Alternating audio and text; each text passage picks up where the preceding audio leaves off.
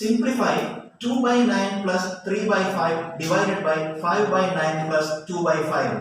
Simplify എന്നുള്ള ലഘു ഉപയോഗിക്കുക. ഇതിനെ പരമാവധി നമ്മൾ ചെറുതാക്കണം, ചുരുക്കണം.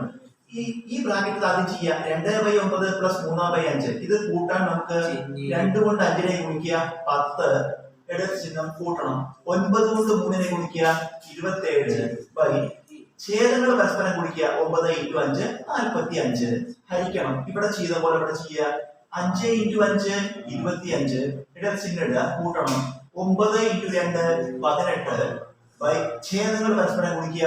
9 × 5 45 27 10 കൂട്ടിയ 37/45 ഹരിക്കണം.